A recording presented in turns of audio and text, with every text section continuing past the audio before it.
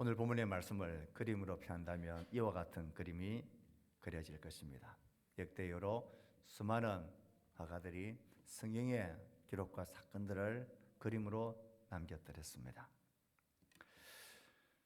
성탄의 밤, 성탄의 빛나는 그 별 아래 들에서 양을 지키는 목자들을 우리는 목가적인 그런 분위기로 생각할 수 있지만 그들의 실제는 그렇게 목가적이고 평화롭고 뭔가 은혜가 풍성한 그런 분위기는 아닌 듯 보입니다. 우리는 지금 3주째 성탄을 기다리는 사람들, 예수님을 기다리는 사람들이라는 주제로 이 말씀들을 살펴가고 있습니다.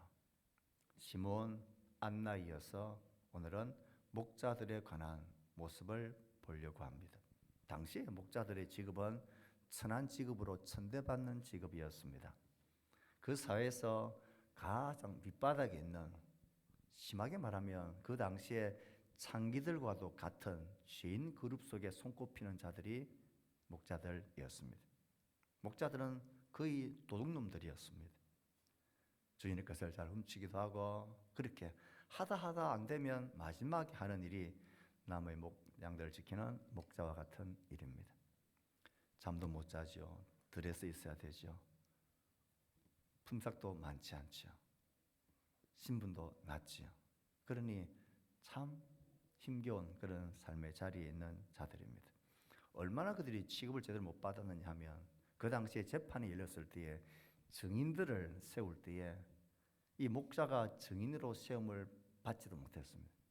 그들은 입만 열면 거짓말쟁이고 도둑놈들이니까 저들의 말은 증인으로서 채택도 되지 않을 정도였습니다. 그들은 지식의 자리에서도 거리가 멀었고 권력의 자리에서도 거리가 멀었고 부의 자리에서도 거리가 멀었고 신분과 위치의 자리에서도 한참 거리가 먼 중심에서 멀리 떨어져 있는 그런 자들입니다. 그런 자들에게 가장 놀랍고 엄청난 소식이 전해집니다. 홀린의 천사들이 나타나서 무서워하지 말라. 내가 온 백성에게 미칠 큰 기쁨의 좋은 소식을 너희에게 전하노라.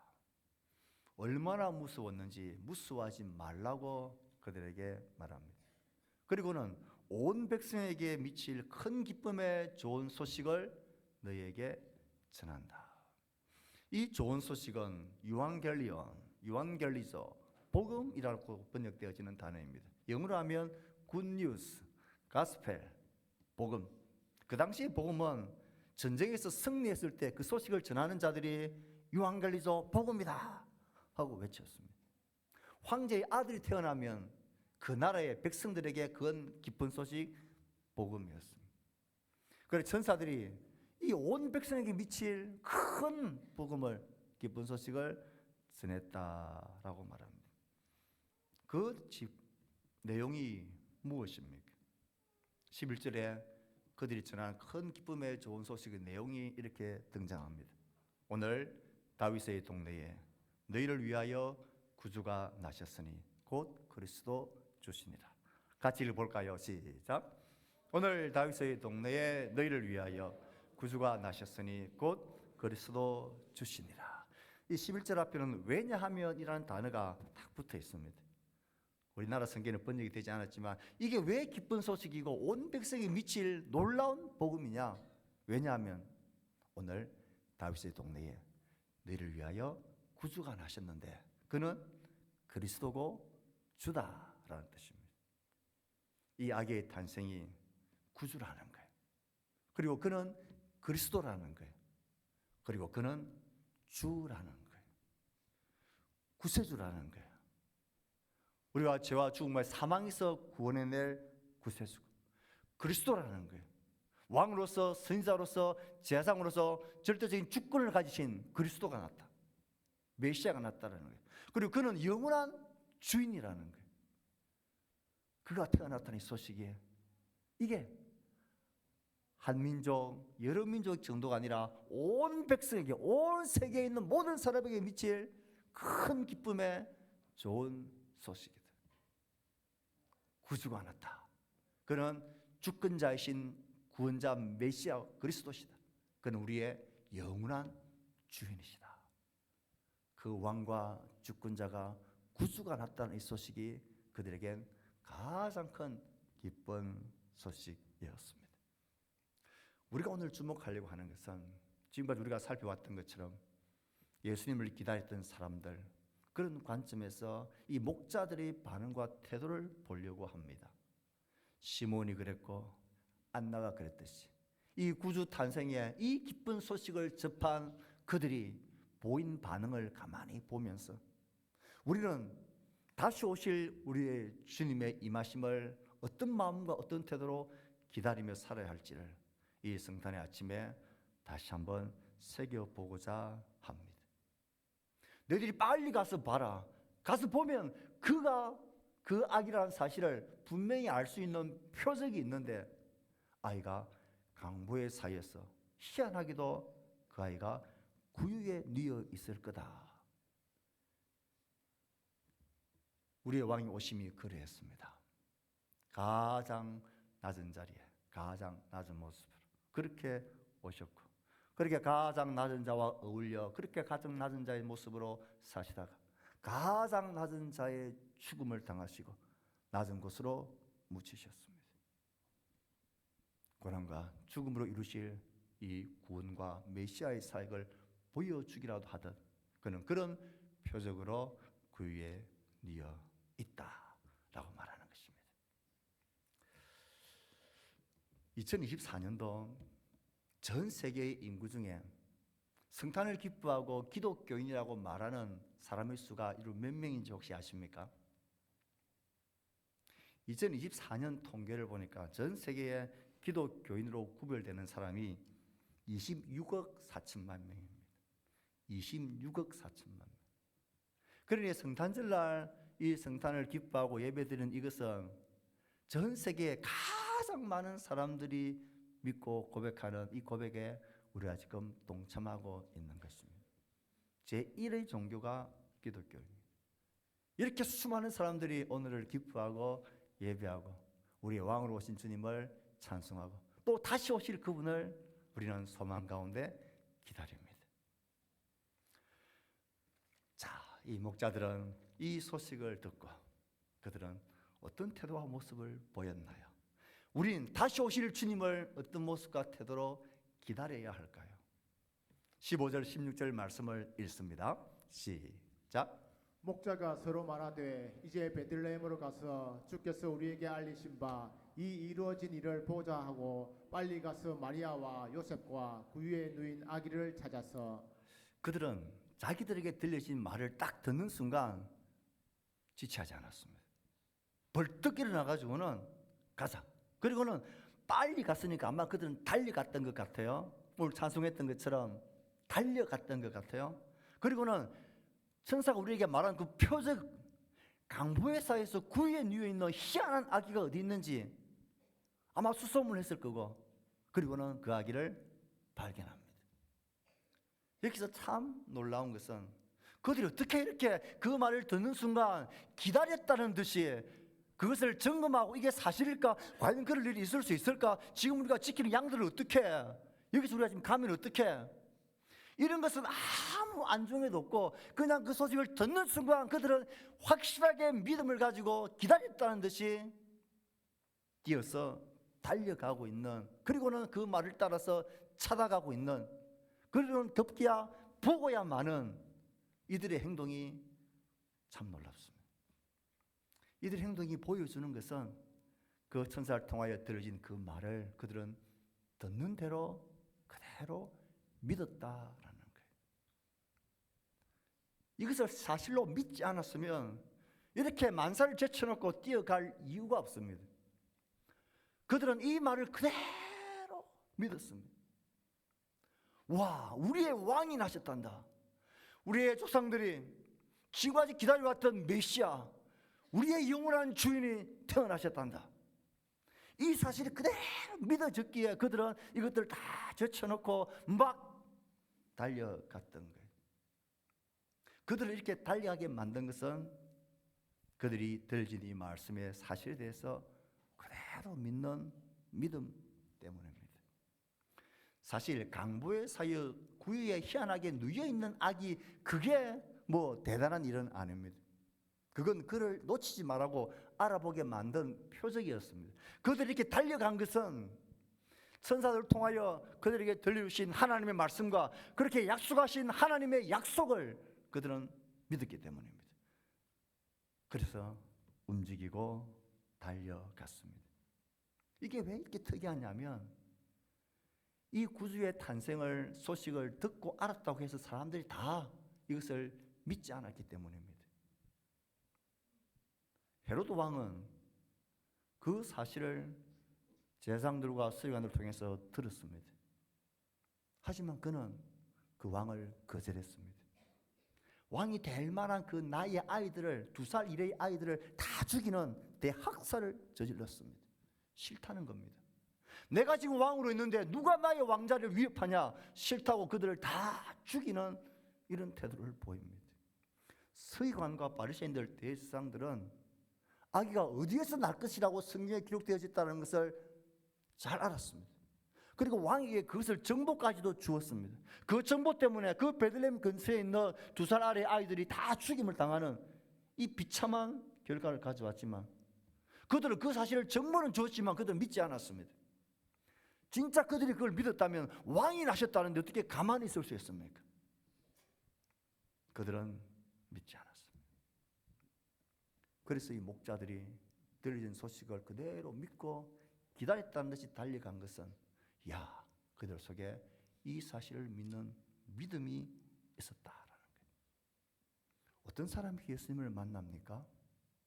어떤 사람이 메시아의 오심을 기다립니까? 또 어떤 사람이 그 메시아가 다시 오실 재림의 날, 그 심판의 날을 기다리고 살아갑니까? 그것을 믿는 사람들입니다.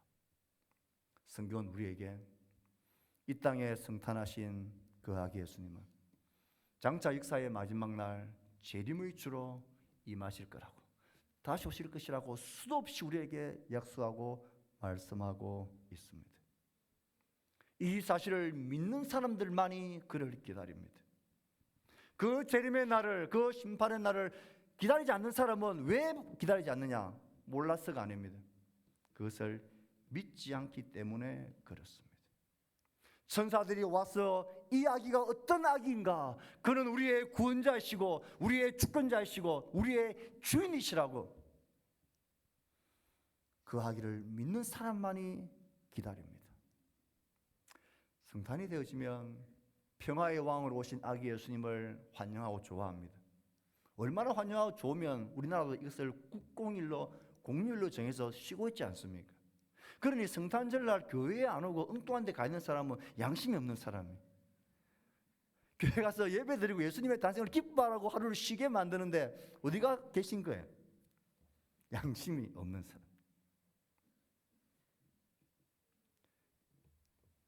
그들이 이 성탄을 기뻐하고 좋아하는데, 그런데 그 아기 예수가 구주다, 너의 주인이다, 그리스도다, 그가 다시 주로 심판주로 올 거다, 이 말은 싫어합니다. 그건 좋아하지 않습니다. 그건 내가 원하지 않는 것이고 내가 별로 필요도 하지 않는 것이라 생각하기 때문에 그렇습니다. 만약 우리 마음속에 이 구주를 믿고 다시 오실 주님을 기다리는 그 믿음을 가지고 이 자리에 와 있다면 우리는 정말 행복한 사람들입니다. 정말 기뻐해야 될 일을 기뻐할 줄 아는 사람입니다. 세계 역사를 보면 이 역사는 항상 동일한 원칙이 있습니다. 신앙이라는 것은, 종교라는 것은 경제가 부해지면 약해집니다. 우리의 과학적 지식이 내가 많아진다 싶으면 약해집니다. 사람의 인권과 생각들이 이게 커지고 커지면 신앙은 점점 옅어지고 약해집니다. 개인의 삶도 그렇죠. 힘겹고 어려울 땐 신앙을 의지하고 붙듭니다. 그런데 살만하면 다 놓아버립니다. 나라도 그렇습니다. 역사도 그렇습니다. 나의 지식이 많아지고 과학적이다, 합리적이다, 증거되어야 한다, 설명되어야만 나는 믿겠다, 눈에 보여야만 믿겠다라는 이 자의식이 많아지고 커지면 보이지 않는 것들은 다 없다라고 생각하는 오류에 빠집니다. 어떻게 그런 일이 있을 수 있냐? 어떻게 처녀의 몸에서 아기가 태어날 수 있느냐? 여러분, 이런 재미난 이야기를 들은 적이 있습니다. 연예인 교회에 초창기에 많은 연예인들이 성경 공부를 열심히 지금 하고 있는데, 그날 본문이 이 마태복음 1장 2장이었습니다.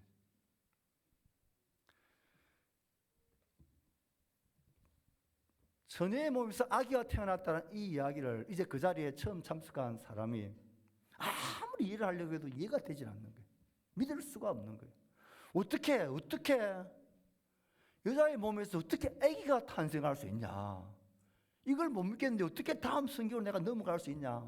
넘어가려고 하면 아닌데요. 어떻게 그런 일이 있을 수 있습니까? 전 도무지 못 믿겠는데요. 진도가 안 나가니까 그 옆에 있는, 여러분 코미디언 돌아가신 구봉성 장로님을 기억하십니까? 그 코미디언이 하도 답답해서 이렇게 말했대. 야, 자기 서방이 믿는다는데 네가 왜 그러노?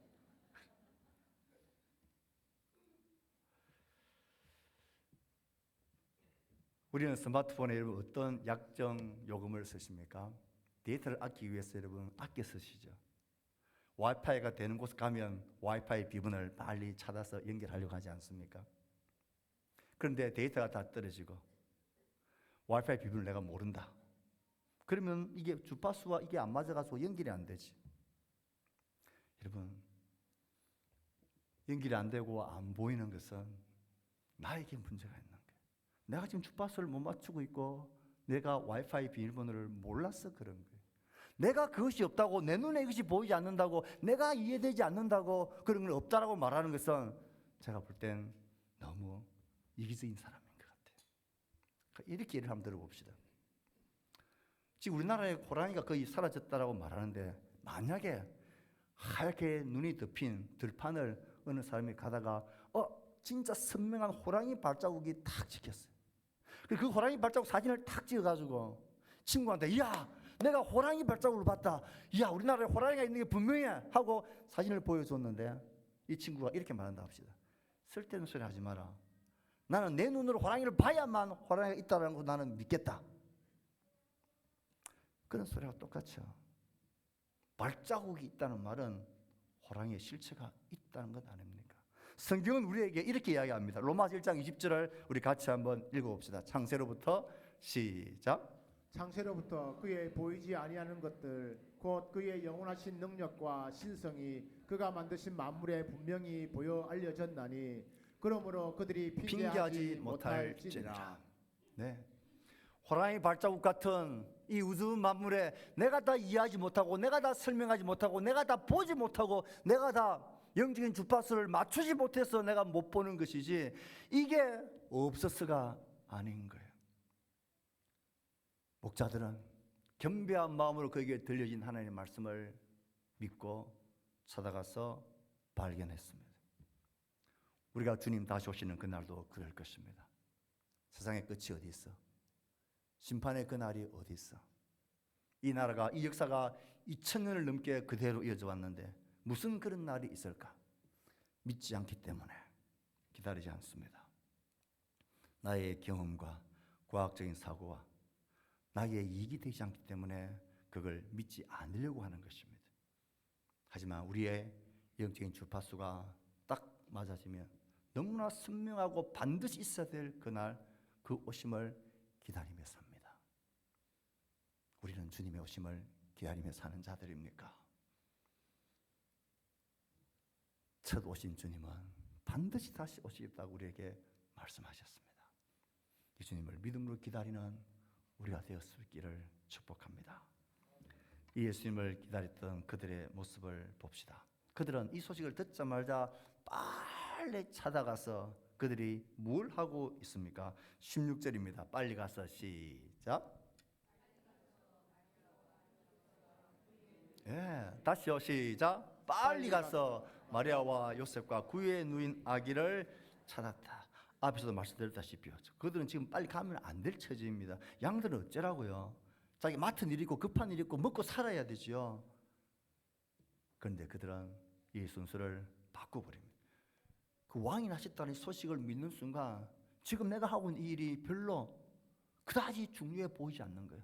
진짜 내가 해야 될 일은, 시급한 일은 그 왕을 맞이하고 찾아가는 거예요. 왜 찾아갔을까요? 무엇하러 가는가요? 왕이 태어났다면, 왕을 아리내로 간다면 무엇하러 가는 걸까요? 근데 그게 어떻게 생겼는지 호기심해요? 그냥 궁금했어요? 아니죠. 왕이 태어났다는 말은 그 왕 앞에 걸맞는 경배를 하기 위해서 가는 거죠.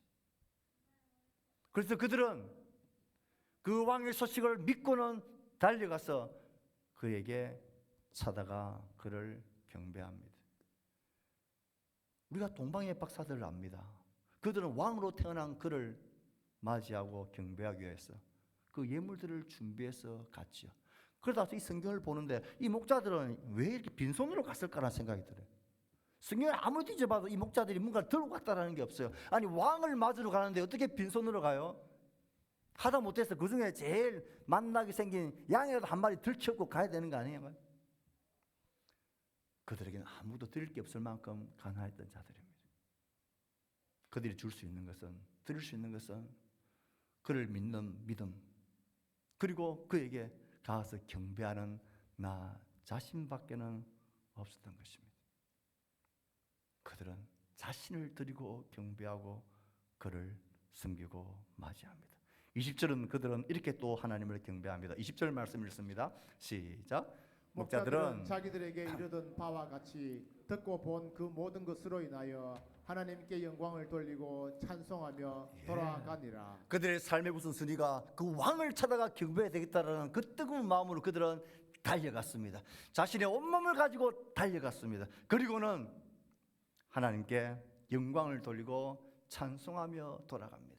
이것이 하나님께 영광이 된다는 것을 알았습니다. 헤롯처럼 재상과 서기관들처럼 자기에게 도움이 되지 않는다고, 자기 나라가 위협을 받는다고 그들은 거절하거나 외면하지 않았습니다. 달려가서 하나님께 영광을 돌리고 찬송을 드립니다.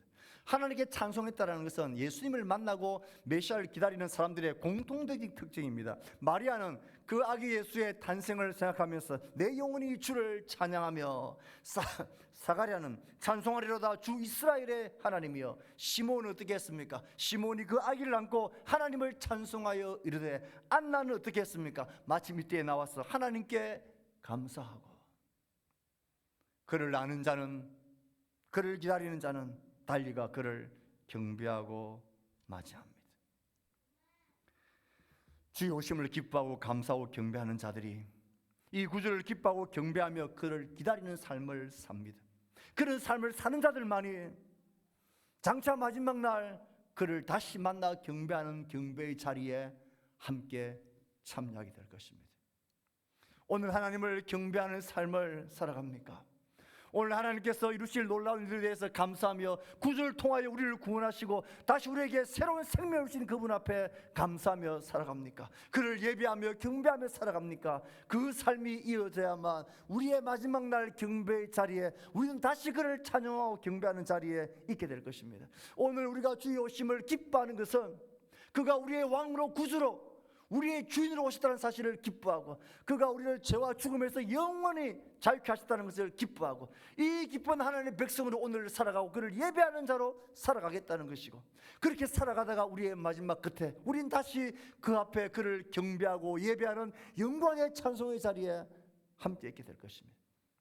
이 소망을 가지기 오늘 우리는 기뻐하고 감사하고 모여 예배하는 것입니다.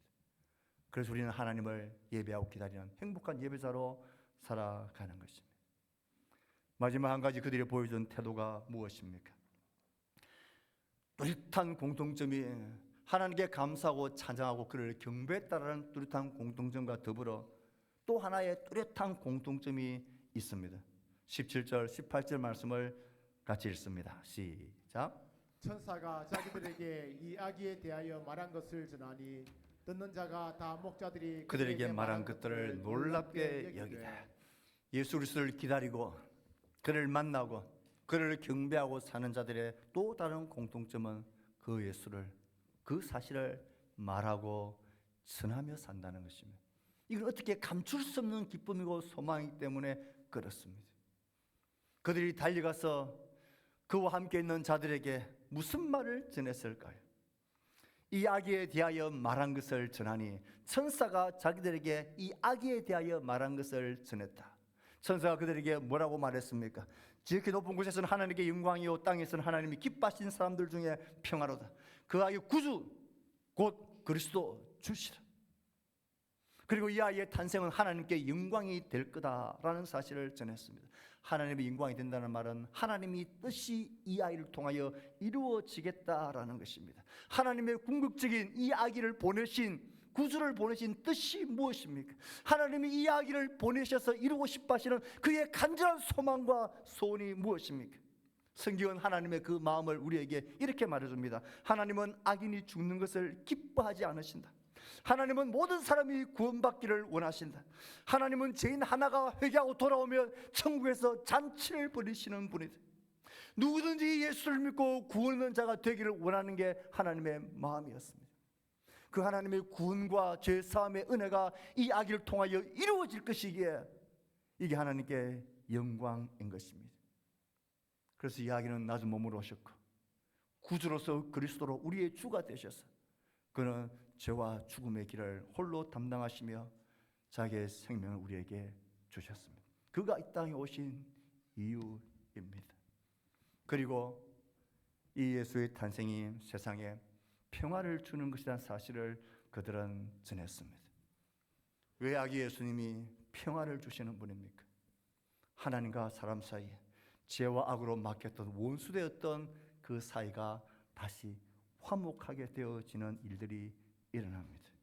예수의 오심은 사람과 사람 사이에 막힌 모든 담들이 허물어지는 사람과 사람들 사이에 평화를 주시는 분이십니다.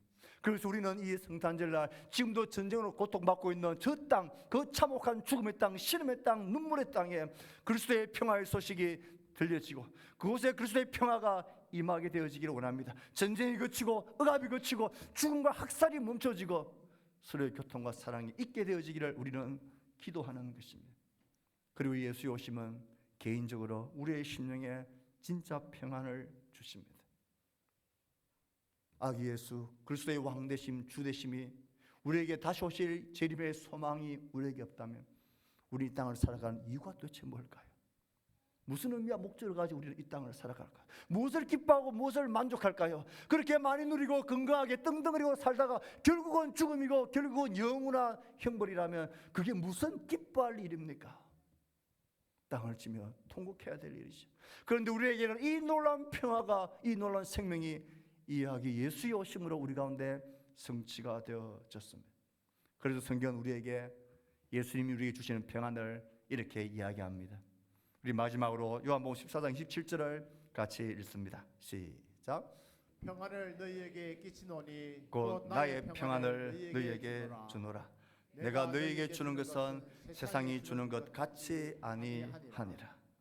사랑하는 여러분, 이 어렵고 힘겨운 분단한 삶 속에 평강을 가지기가 쉽지 않습니다. 그러나 우리의 왕이 우리 가운데 오셨습니다. 그 왕은 한순간 우리를 떠나지 아니하시고 그와 같이 우리를 버려두지 아니하시고 우리와 함께 하십니다. 그의 말씀은 우리를 감동하시고 인도하시고 우리의 길을 이끌어 주십니다. 우리의 평생을 넘어서 우리의 죽음 넘어서도 영원한 세간까지도 그는 우리의 왕이 되시고 주가 되시고 우리의 선한 목자가 되어 주십니다. 어떤 어려움과 고통과 갈등 속에 있더라도 이 평강의 왕이 다시 우리의 왕 위에 자정하시도록 그분을 기뻐하고 즐거워하며 환영하는 복된 인생 될 수 있기를 바랍니다. 우리의 왕이 오셨습니다. 우리의 구주가 오셨습니다. 우리의 그리스도, 우리의 주인이 오셨습니다. 그는 우리의 영원한 왕이 될 거고 영원한 평강이 될 거고 영원한 생명이 되어질 것입니다. 이 소식을 듣고 믿고 살 때에 우린 다시 그 기쁨과 행복의 현장 가운데 주인공이 될 것입니다. 주의 오심을 기뻐합니다. 주의 다시 오심을 소망 가운데 기뻐하며 기다립니다. 주를 기다리는 선한 백성으로 살아가는 복된 성당 될 수 있기를 주의 말씀으로 축복합니다. 우리가 주신